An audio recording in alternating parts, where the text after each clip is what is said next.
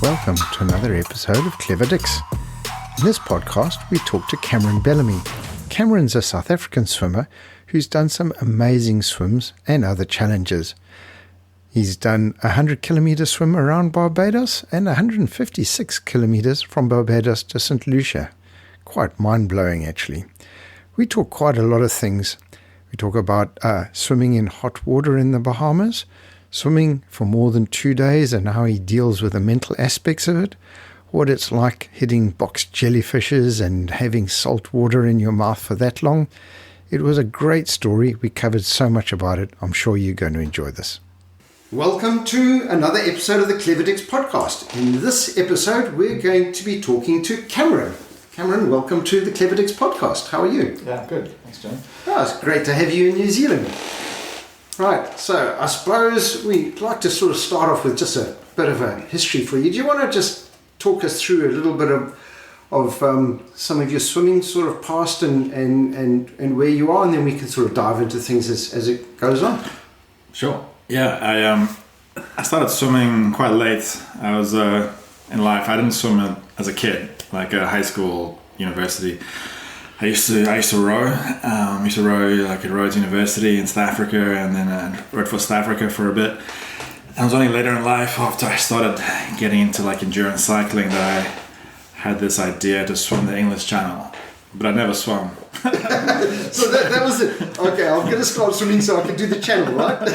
Pretty much. Like it's a big background story on how I got to this stage, but I'd done this crazy cycling trip from Beijing to India by myself and on a whim. And after I did that, I was like, I really wanted to keep doing like cool stuff like that, but I also wanted to do it for a cause. And so me and a few friends who I was in touch with, South Africans and Zimbabweans, we decided to kind of set up this like charity endeavor to do some crazy events and raise money for education in South Africa and Zimbabwe. And one of the things was to swim the English Channel.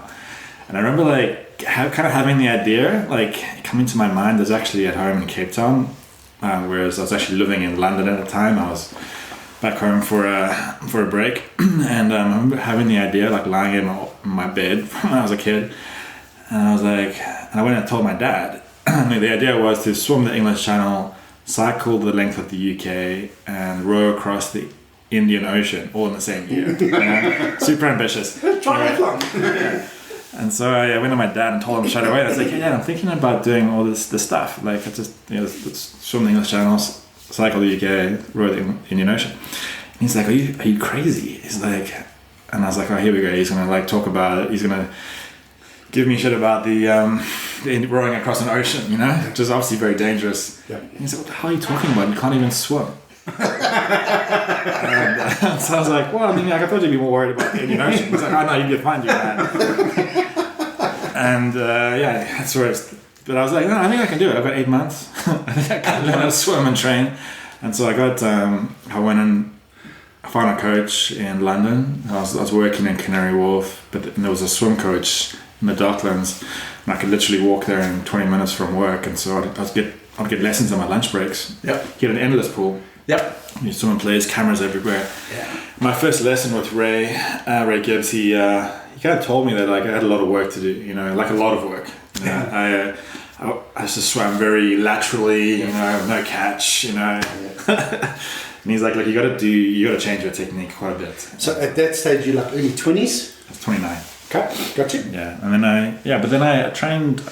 Yeah, technically I got some really good guidance from Ray.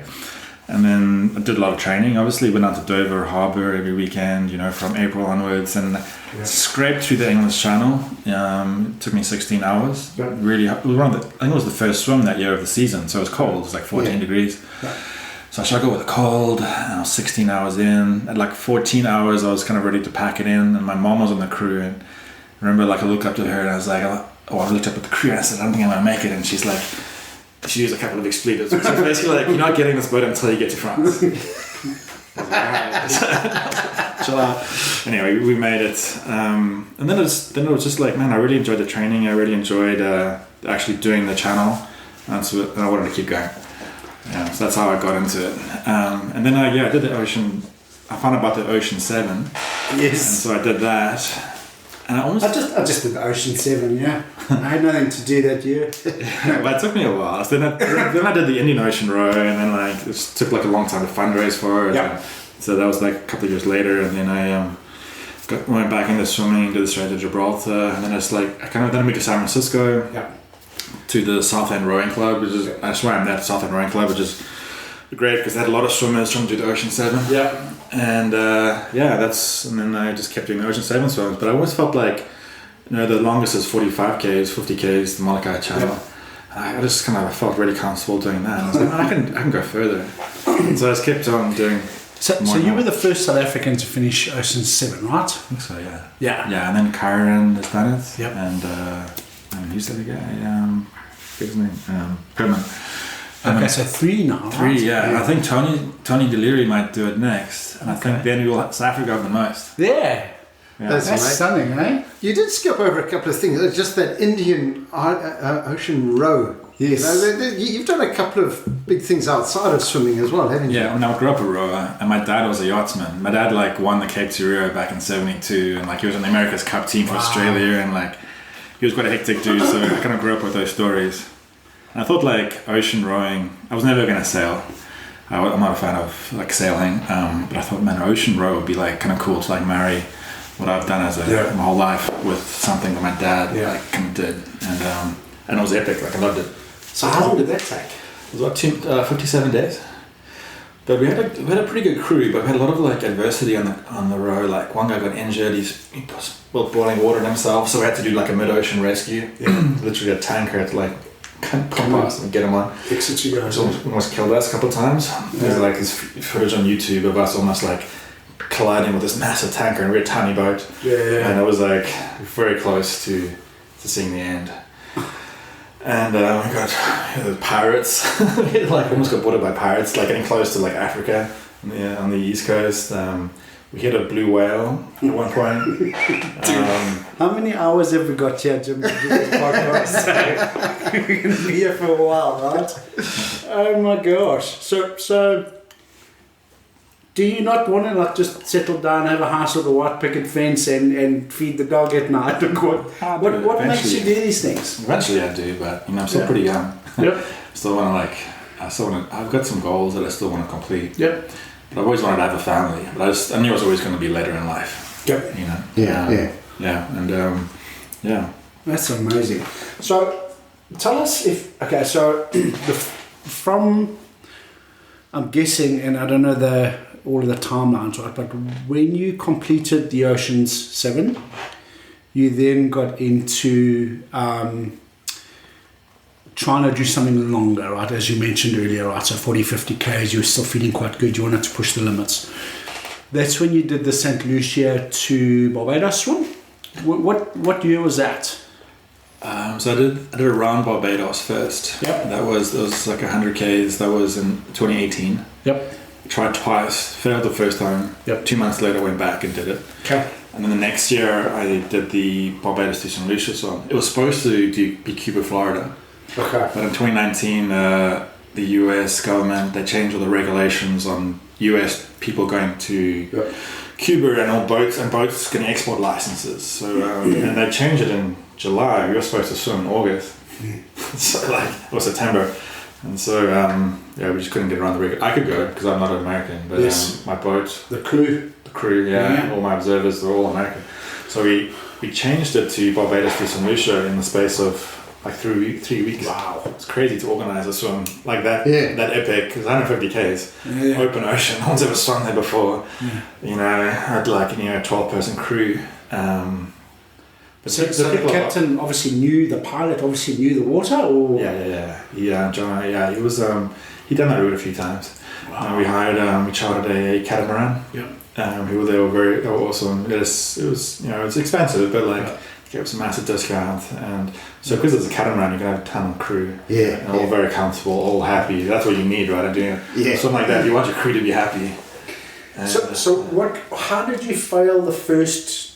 Oh, fail, that's the wrong word, right? What lessons did you learn on the first trip around Barbados? I mean, what made you stop? Yeah, it's a great question. So, and I kind of credit that swim failing with like being able to like then do a 150k swim. Okay. Because I just learned so much. You know, like I'd done so much swimming and been relatively quite successful. Yep. And I thought but then my longest swim is like the Molokai Channel, which is 45-50 and I'm doing a 100k swim, right?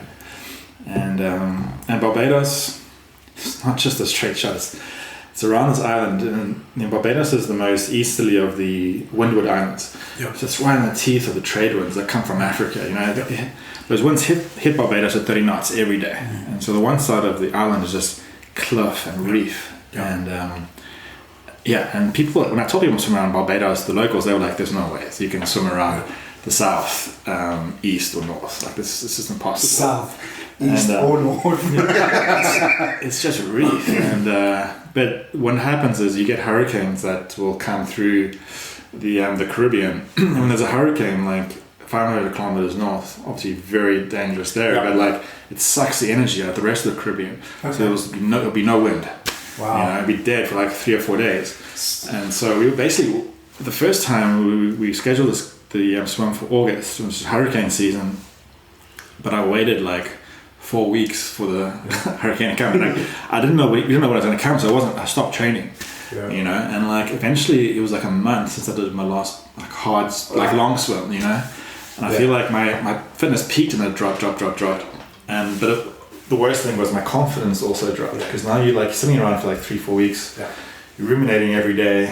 It's and I usually am quite grounded when I swim, but this swim for some reason I was just like had a big ego. I was like, oh man, I'm gonna smash this swim, like I'm gonna try like swim fast, and like that ego is can break you. Hey, like Mother Nature to put you in your place, right? Exactly. So I swam the first half quite quickly, because you basically swim into a current for the first 15 hours. Okay. To get to like get from Bridgetown, which is in the west, to the easterly point. Then you get a bit of a push around. Okay. And I swam it like really quickly, and I got to like 2/3 of the way around, and I had been swimming for 27 hours at that stage.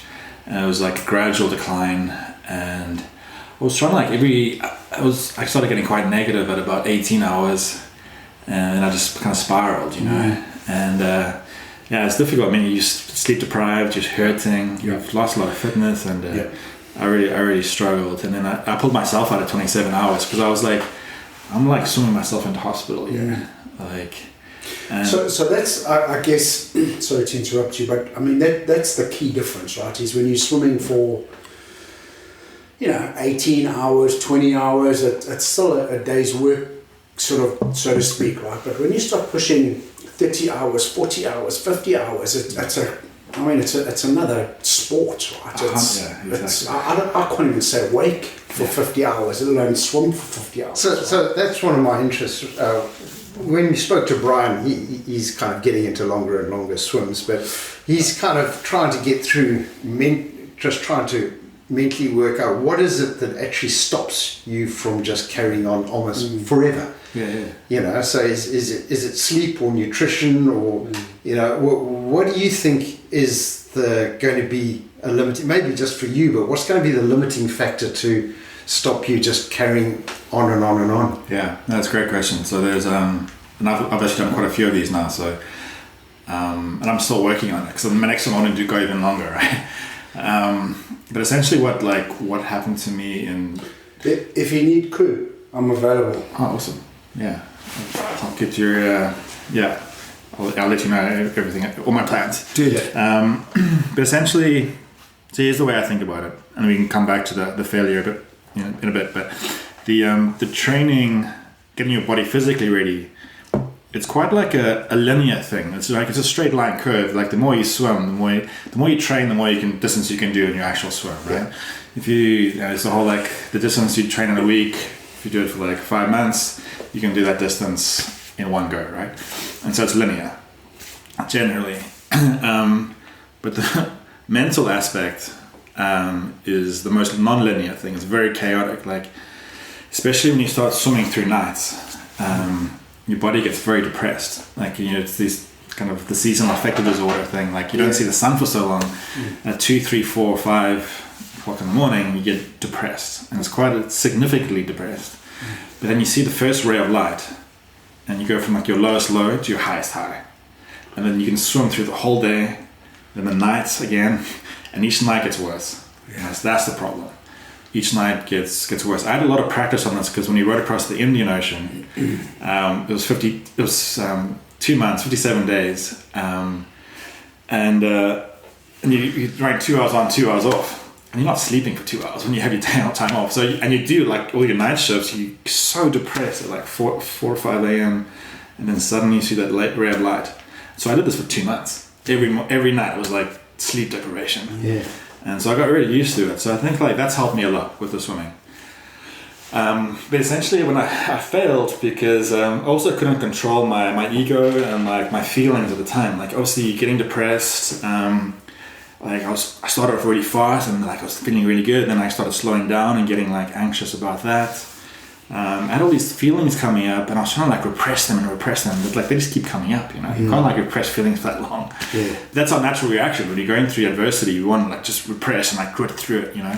But if you're doing a long swim, you got to do the exact opposite. You can't keep repressing your thoughts, your feelings, your fears and everything. Like you have to like let them come up, process them, meditate on them, and then like once they become like very tangible feelings, you can almost like push them away. Yeah. And when you do that, dealt with it. Yeah, because when you bundle them up and you've dealt with it. Yeah. Exactly, and you almost like the way I do it is like I've been meditating for 21 years now, ever since I was at university, and it's a very focused meditation. So what I do, the second half of my swims, like my long swims these days, from like 25 hours onwards, it's basically a meditation on my feelings. Like when a feeling comes up, I meditate on it. So I'm meditating, which is great. While you're swimming, yeah. While I'm swimming. And then that feeling almost becomes like a tangible thing. You can almost like feel it, and you can almost like look at it and touch it. And like by just letting it come up and acknowledging it and not trying to change it or judge it, it eventually loses all its energy and becomes this like kind of lame plank of wood or something. And then you can just like throw it away. And you feel lighter afterwards, and you've meditated. So you feel better on two fronts. And just by doing that continuously, like you actually, the whole like the feelings and the depression actually, like you mitigate all those things really. That's my secret sauce that I've used, and I didn't know that from my first one. I figured out on my second Barbados one. That's amazing. Yeah, that kind of makes sense to me. I don't know if I could ever get to that stage where I can. I meditate in front of the TV and fall asleep. So two things just on that. One was we've got a really young and upcoming super sweet little swimmer, Caitlin O'Reilly. So she's done a double topo, which is 80 Ks. And one of the things that she speaks about in some of our podcasts is how hard it is to swim at night, right? And initially, I think her fears of sharks and things like that were the reason why she stopped the swim. Not because she was physically tired or whatever, you know. So she's had to go through quite a lot of work to get to the next step, and that included processing sharks, for example, by swimming with sharks. She went shark diving and did things like that, right? Yeah. But the other interesting thing, which is almost in contrast to you, is I think I mentioned earlier, we were chatting to Phil Rush, and he reckons that for him, swimming at night was the best because it almost limited all of his senses so that he had nothing else to focus on other than swimming, right? He wasn't trying to look up and see how far he is and sort of do all of those even things. the people on the boat were quiet. Yeah. It was literally just an absence of sensation, and he thrived on that. I agree with him on that aspect. Like the only reason I don't like the nighttime is that you do get depressed like later on, especially in your second night. Yeah. But Jesus, generally, like especially like you can imagine being in the Caribbean Ocean, it's warm. Yeah. Like when we did it, was the St Lucia swim was flat. It was incredible, like the most amazing feeling. And because the days and the water and the daytime ambient temperature was so hot, just looking forward to the nighttime, so it'll cool down. Yeah. Dude, you've got such an interesting accent because I'm picking up the American influence. I'm picking up the South African influence. Is there some Afrikaans in there somewhere? No Afrikaans, so just the South African. I was hanging out with an Afrikaans person today, so maybe that's it. It rubbed off on you. All right. Okay, so sorry to interrupt you. Your 156 kilometre swim would be ranked where? Second longest? I'm not really sure. I used a stinger suit for a little bit, for like 3 hours. Okay, so you've classified it as an assisted swim? Yeah, the Barbados Swimming Association, because they set the rules for my swim. They said it's unassisted, but the World Open Water Swimming Association, they said it was assisted. Okay. But just I don't care. I give a shit what it is. Exactly. Whatever, man. It's an amazing feat. So And the stinger suit slows you down. Yeah, it's Like hard. it's like my box jelly. I'm not gonna I could die with another one. I mean, I'm like 50 k's from shore. Between two third world countries with shit medical systems. I'm not gonna put my life in danger. 100%. Yeah, so that leads me on to one of my questions. What sea life? You talked about box jellies, but what sort of adventures have you had with various sea life? Yeah, well, obviously sort of smashing into a blue whale and the box jellies are the worst, because you get them in the Caribbean, but they're not like the strongest box jellies, but they still put you in hospital.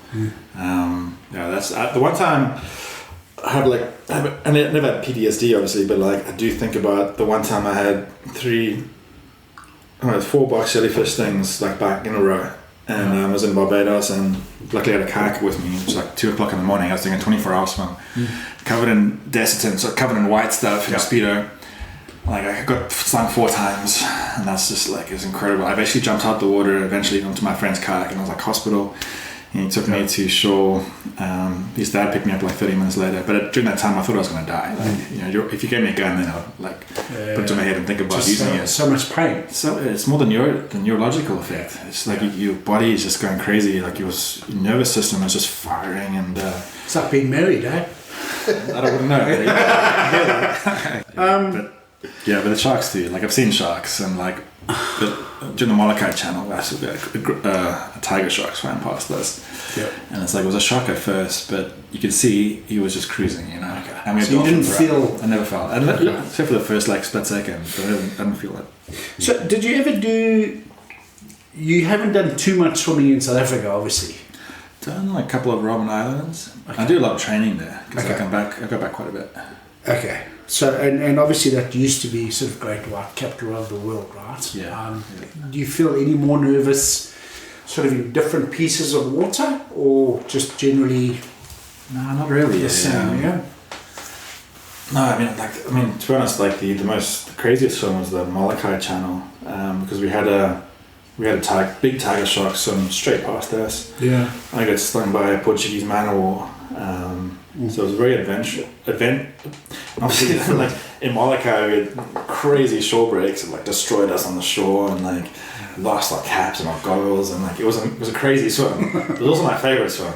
Okay. Because there's so much life there, in the middle of the Pacific Ocean, makes you feel alive, eh? It does, eh? And so that was my most dangerous one, but also my favorite one.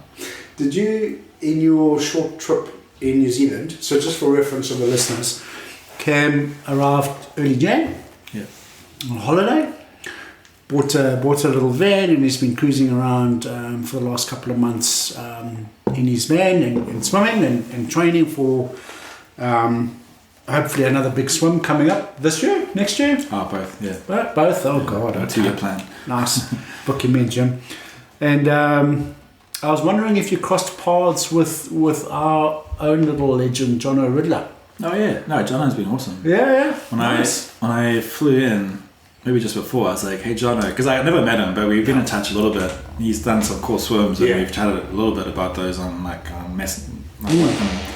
WhatsApp. And when as soon as I arrived, I was like, hey man, where do you live in New Zealand? I'm in Christchurch. I'm gonna go down the south, and he lives up here in Auckland. But put me in touch with swimmers. Yeah. So I went down to Queenstown, swam with Liana, swam with some of her swimmers down there. It was it's been awesome. And I swam with him once here, but he's got a wrist injury. Yeah, he's still a lot faster than me. That's quick. Eh? So that was after his 100k swim, eh? It's taken him a long time to. I think he recovered from the swim, and then he did it in the gym again. Yeah. Oh, really? But to be fair as well, right, he's just become a dad, and there's quite a few things going on in his life, right? So he deserves the break, I reckon. He'll come back strong, kicking ass. What goggles do you swim with? Oh, I don't even know. I just bought some new ones the other day. What's the Aussie brand? Zogs? Zog? No, not Zogs. It's a different one. Fins? No. But then, no, TYR? Vogue, something with a V. Vogel? Vogel. No, that's breed. Not to Cameron, isn't it? Really? But the reason is because they gave me a whole bunch of free ones when I did Barbados, this Barbados one. Okay. And I was like, I've just had them for so long, and they gave me 5, and they've just lost it. So do you use like clear goggles at night and polarized in the day, or do you just chuck on a pair of goggles and off you go? I probably would, but I haven't done much night swimming recently, since Barbados. Okay. Because basically during COVID, I went. During 2020, I had this massive swim plan, which I might do next year.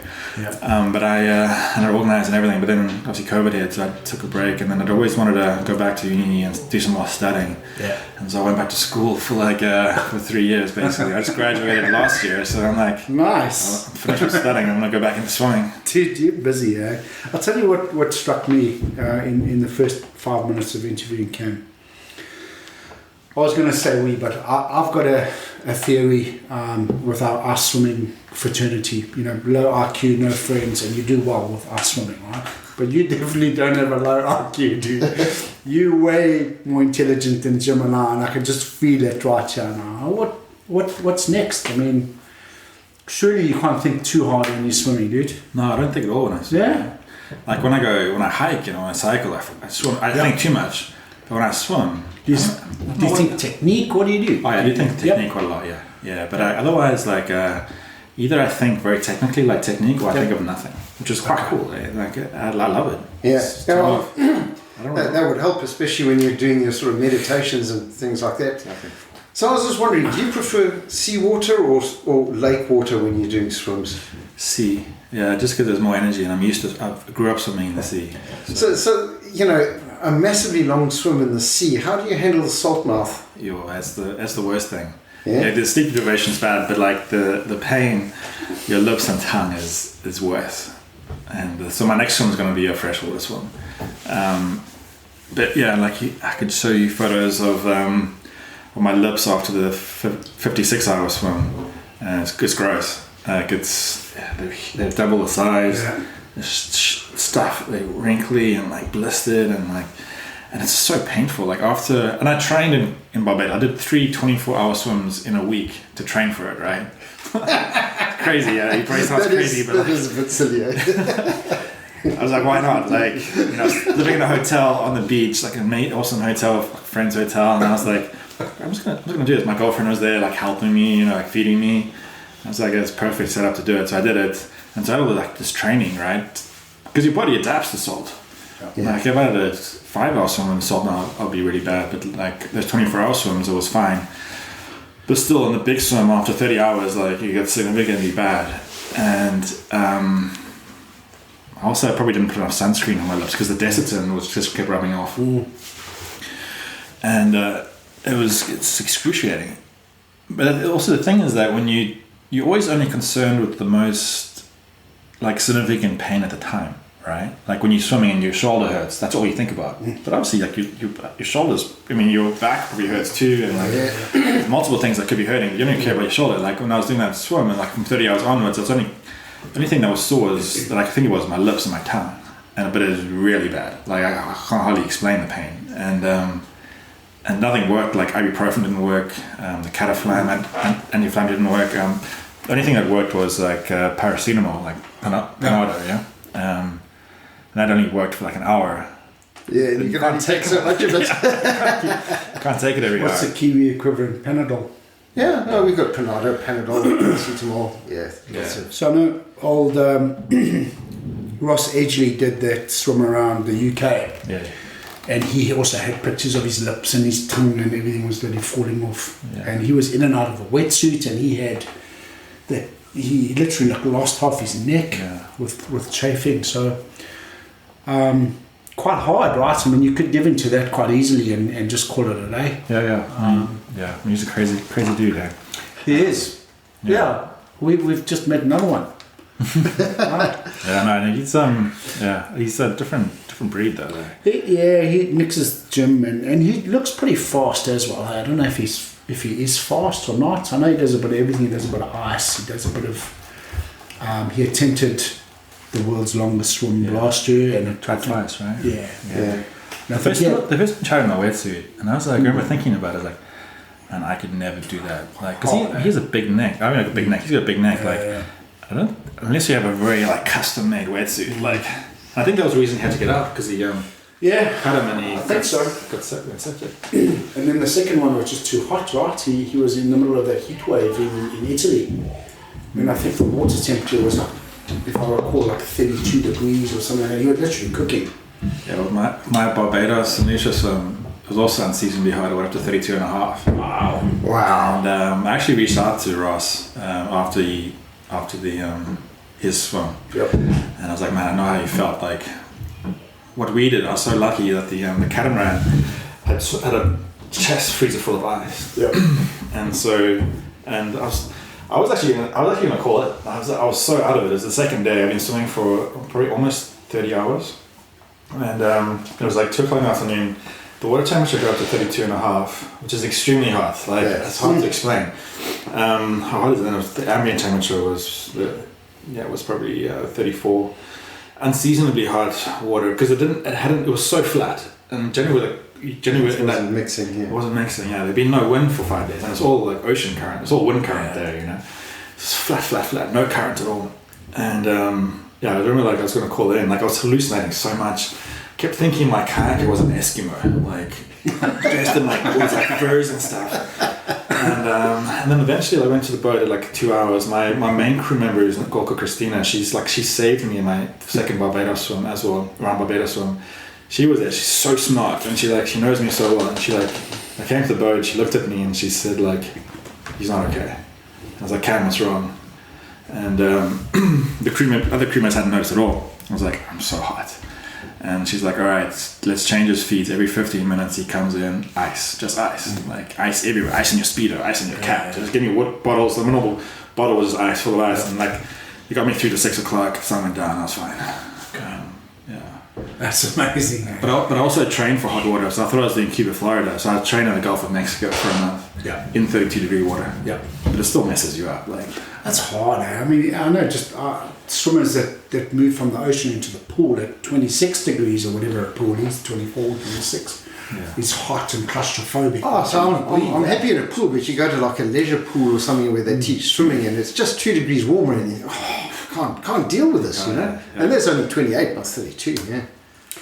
So what's the swimming fraternity like in San Francisco? Oh, it's amazing. Yeah. I'm like swimming creators rant when I got there, because the South End Rowing Club, and there's also the Dolphin Club next door. There's like, you know, over 1,000 swimming members there, and like a lot of them are in the water every morning.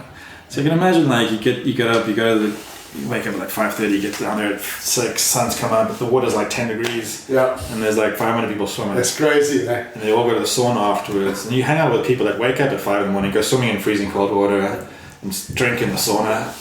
Like I've been to work drunk a few times. Lots, actually. Every Friday I'm like at work drunk. I'm like, do a crazy cold swim, very social, get into the sauna afterwards, just passing around Jamesons, passing around IPAs. You get to work, and you have this endorphin rush because you've been swimming in cold water. You're also like drunk, and you've had like 5 shots of whiskey. So one thing I'm not working today. I've never done a cold experience and then got into a sauna. And I don't know how it would work for me. Yeah. Sometimes it doesn't go so well. Yeah. You got to like ease into it. I think you got to slow. Yeah. They have showers there too. The hot showers probably maybe even worse. But usually when I do it, I go into like a cold and lukewarm shower, and then a hotter shower, and then sauna. Yeah, I'm kind of new to cold swimming, but I did find I was swimming through winter here, and it doesn't get very cold. It's like 12 degrees. And then we were going into the surf club, and they just had one temperature for the shower, and I just found out that I just couldn't do it. It was just painful. Itchy skin. Itchy skin, so I just kind of stopped. All my cold water swimming is his fault. I used to be smart and intelligent, and then I met him. Yeah, it's addictive though. Like the endorphin rush is like. It's, I've got a chest freezer at home every morning. Yeah, I'm kind of addicted to that. You keen to do some ice swimming one day? Yeah, I've done some. I've Lake Tahoe in California. In the winters, like ice skiing, go for a swim. No, I love it. I just because that's very much like a mental game as well, right?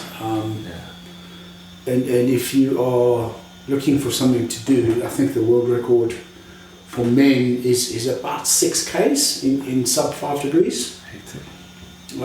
Jesus, that's like that's like a walk in the park for you, man. Yeah, man, that's cold. So that's like a 2-hour swim. In 5 degrees, it's pretty cold, right? Okay. Now tell me, you live in San Francisco permanently now? Nah. Not? I don't have a home, man. Like I just since I lived there from 2015 to 2020, and I have a business there. So my work is based there. Yep. But all my clients, so I was there. So during COVID, I was in Australia. For 2.5 years. I went back to San Francisco for like 9 months and loved it, but I get a little antsy. I just want to like travel more, and so then I did a Tahoe swim last year. Then I went back to Cape Town for like a couple of months, Australia to graduate. What's South Africa looking like? Oh, awesome. Still good? I mean, Cape Town's. I love Cape Town. Cape Town's not really part of South Africa. It's like a little place on its own. Well, you're a volume, aren't you? I don't know what Joburg is like these days, but Cape Town's cool. My mom still lives in the same house. Nice. She grew up at like in a kilometre radius, and that's cool. In the southern suburbs, and that's very cool, man. Yeah, swimming there is awesome. It's a great community of swimmers there. Yeah. What type of mileage do you do on an average week? Like when you're training for a big swim, what do you get to? Depends on the swimmers. So like last week, I was in training at Taupo for the week. Yep. And in 5 days, I did 60K. So I was doing 4 hours a day. Yep. All in the lake or what other pool as well? Half. Okay. So I'll do lake in the morning, then pool in the afternoon. And then the last couple of days I just did lake. But it's generally I should be doing more. But to be honest, like New Zealand has been such an amazing place to travel around, and so I haven't trained as much as I should have. I've probably been doing about 20 Ks a week. When I pushed it last week to 60 Ks, and then I'm going to go to Australia this weekend for a wedding and to see family, and then back to the US to check in with work for a bit, and then go to Colombia. I think I still have to plan it, but I'm going to do some altitude training like a month in just outside Bogota. That's interesting. I've never heard a swimmer talk about altitude training. That was always like a marathon running story, right? But I guess the benefits are exactly the same, eh? Yeah, I think so. I was going to find out. Yeah, that's nice. But it's quite high. It's like 3,000 meters. That might be a little too high. So I'm going to go there and check it out and do some swimming and try to see how my body adapts. Because the swim that I want to do is like 1,500 meters. So it's like a Joburg. It's quite high. It's pretty high. Yeah. Dude, that is amazing. It has been so cool to talk to you. I think we definitely going to need to talk to you again in a year or 2 or 3 every year. I'm going to be back in New Zealand in November for another 4 months. I think. There you go. We'll plan some swims and we'll do some crazy shit. And maybe we can introduce you to some of the Kiwi crazies. As you mentioned, you didn't meet Jono. You just we swam together. Swam together, cool. And then you hurt his wrist. Yeah. But Brian Gray, and there's so many. There's a long list of really cool Kiwi swimmers that we'd love to. I swam this morning at like Campbell's Bay. It was beautiful, and I came and swam at the pool here, the Millennium Pool. Like it's swimming paradise here. Yeah, that's pretty cool. The only thing for me when I first moved here, right, I used to do. We had a little swim clan on the weekends. We used to meet at the Ellis Park swimming pool, and it was like. The price on the door was like R5 for a swim, right? But you didn't even pay the R5, right? You said how's it to the guy and he washed your car, whatever the case might be, right? And I came here and I was like, hey, but it's $9 for a swim. And I was like, 90 Rand? Are you, what? I'm going to pay 90 Rand for a swim. I want to go swim in the ocean. But it takes you about 6 months, and you figure it's just a cup of coffee anyway, right? Yeah, it's not too bad. No, we live in paradise, and literally, as you said when you came in, right, you fall out of your car at pretty much any beach, and you're safe, and the water's beautiful, and the people are generally pretty friendly, except in Jim. Yeah, I'm just super friendly, not friendly. Yeah, no, like I've swum with some awesome groups here. Hey? Everyone just loves swimming, and I think that's swimming around the world. Like wherever you go, you meet swimmers who wake up early in the morning, go for swims. Like they're generally very cool people. Yeah. Yeah, especially here. Cool. Anything from your side before we wrap up? That's been a wonderful conversation. Thanks for giving us some of your time. Really Thanks, appreciate guys. it. Yeah, I appreciate being here. Yeah, Can't wait to chat again. Easy, yeah. I like your Springbok rugby jersey, by the way. So we should also mention that Cam did say Phil Rush is grumpy. Phil, sort your shit out, dude. Thank you, Cam. Thanks, Cam. Dude, we could sit here and talk all day, right? You're like a encyclopedia of stupid shit done. It's all supposed to be fun, awesome, man. Yeah. That was a great chat. If you want to get hold of us, please just send us an email to cleverdicksnz@gmail.com or drop us a note on the Instagram account that we've got. In 2 weeks' time, we're going to have Andy Donaldson. Andy's another amazing swimmer. He's got the world record for crossing the Cook Strait in just over 4.5 hours and has done the Ocean Sevens in a calendar year. It's going to be a great conversation. We'll see you in about 2 weeks. Cheers all.